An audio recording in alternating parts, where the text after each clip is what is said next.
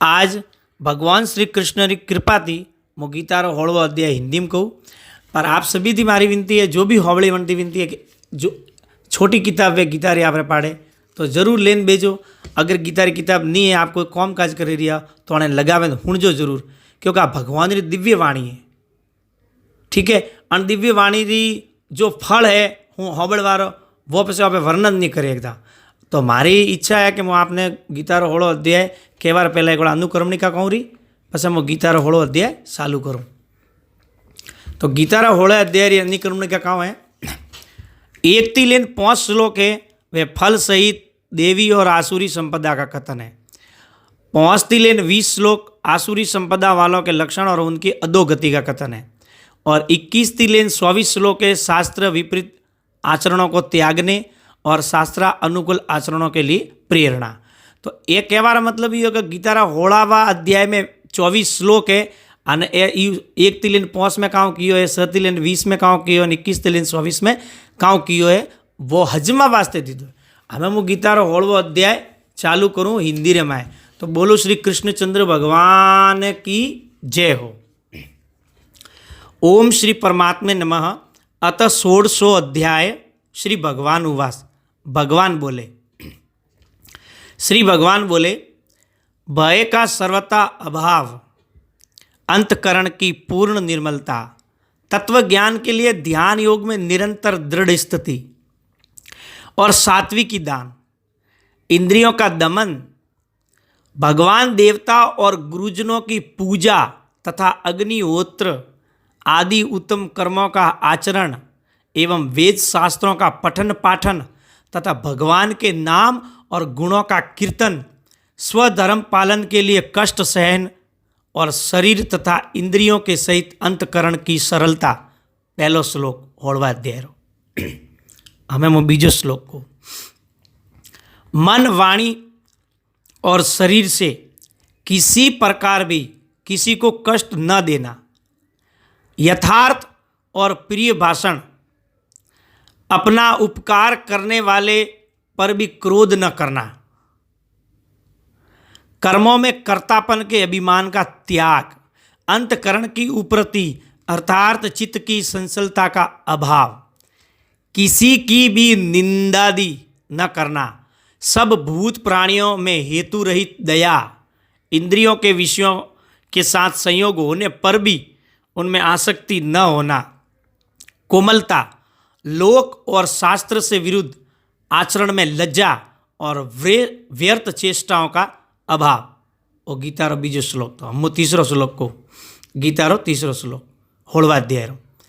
तेज, क्षमा, धैर्य, बाहर की शुद्धि एवं किसी में भी शत्रु भाव का न होना और अपने में पूज्यता के अभिमान का बिल्कुल अभाव, और अपने में पूज्यता के अभिमान का अभाव, ये सब तो हे अर्जुन दैवी संपदा को लेकर उत्पन्न हुए पुरुष के लक्षण है। चौथो श्लोक, हे पार्थ, दम, घमंड और अभिमान तथा क्रोध, कठोरता और अज्ञान भी ये आसुरी संपदा को लेकर उत्पन्न हुए पुरुष के लक्षण है। 5वां श्लोक, दैवी संपदा मुक्ति के लिए, आसुरी संपदा बांधले के लिए मानी गई है। इसलिए हे अर्जुन तू शोक मत कर, क्योंकि तू देवी संपदा को लेकर उत्पन्न हुआ है। 6वां श्लोक, हे अर्जुन इस लोक में भूतों की सृष्टि यानी मनुष्य समुदाय 2 ही प्रकार का है, एक तो दैवी प्रकृति वाला और दूसरा आसुरी प्रकृति वाला। उनमें से दैवी प्रकृति वाला तो विस्तार पूर्वक कहा गया है, अब तू आसुरी प्रकृति वाले मनुष्य समुदायों को भी विस्तार पूर्वक सुन। 7वां श्लोक, आसुर स्वभाव वाले मनुष्य परवर्ती और निर्वर्ती इन दोनों को नहीं जानते, इसलिए उनमें न तो बाहर भीतर की शुद्धि है, न श्रेष्ठ आचरण है और न सत्य भाषण है। 8वां श्लोक, वे आसुरी प्रकृति वाले मनुष्य कहा करते हैं कि जगत आश्रय रहित, सर्वथा असत्य और बिना ईश्वर के अपने आप केवल स्त्री पुरुष के संयोग से उत्पन्न है, अतएव केवल काम ही इसका कारण है, इसके सिवा और क्या है। नमो श्लोक। इस मिथ्या ज्ञान को अवलंबन करके जिनका स्वभाव नष्ट हो गया है तथा जिनकी बुद्धि मंद है, वे सबका अपकार करने वाले कुकर्मी मनुष्य केवल जगत के नाश के लिए समर्थ होते हैं। 10वां श्लोक। वे दंभ, मान और मद से युक्त मनुष्य किसी प्रकार भी पूर्ण न होने वाली कामनाओं का आश्रय लेकर अज्ञान से मिथ्या सिद्धांतों को ग्रहण करके भ्रष्ट आचरणों को धारण करके संसार में विचरते हैं। 11वां श्लोक।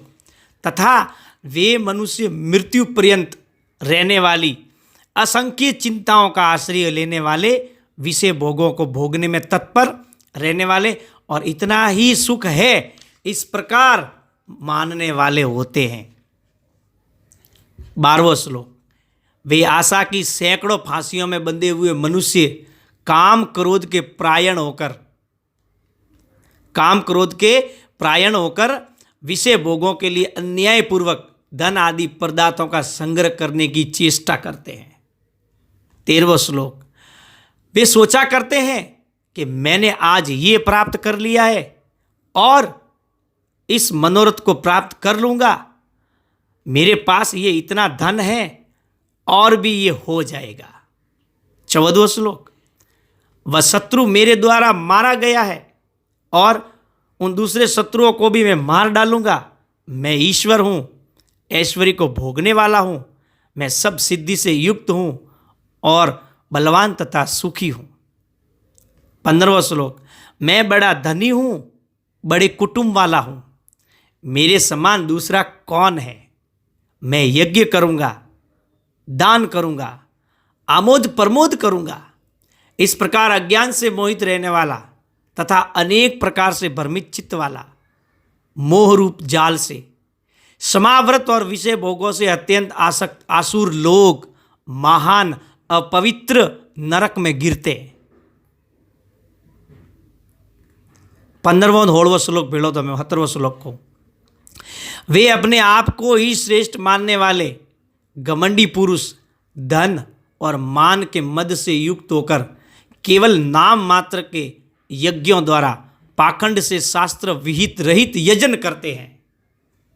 शास्त्र विधि रहित यजन करते हैं। 18वां श्लोक।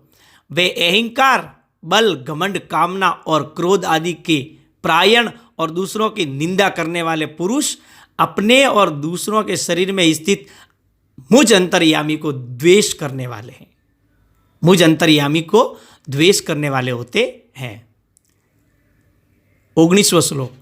उन द्वेष करने वाले पापाचारी और कुकृमी नराधमों को मैं संसार में बार बार आसुरी योनियों में डालता हूं। 20वां श्लोक। हे अर्जुन, वे मूढ़ मुझको प्राप्त न होकर जन्म जन्म में आसुरी योनि को प्राप्त होते हैं, फिर उससे भी अति नीच गति को प्राप्त होते हैं, अर्थात घोर नरक में पड़ते हैं। 21वां श्लोक। काम, क्रोध तथा लोभ, ये 3 प्रकार के नरक के द्वार आत्मा का नाश करने वाले अर्थात उसको अधोगति में ले जाने वाले हैं। अतएव इन तीनों को त्याग देना चाहिए। 22वां श्लोक। हे अर्जुन, इन तीनों नरक के द्वारों से मुक्त पुरुष अपने कल्याण का आचरण करता है, इससे वह परम गति को जाता है अर्थात मुझको प्राप्त हो जाता है। 23वां श्लोक। जो पुरुष शास्त्र विधि को त्याग कर अपनी इच्छा से मन माना आचरण करता है, वह न सिद्धि को प्राप्त होता है, न परम गति को और न सुख को ही। उसे कुछ नहीं मिलता, न सिद्धि, न परम गति,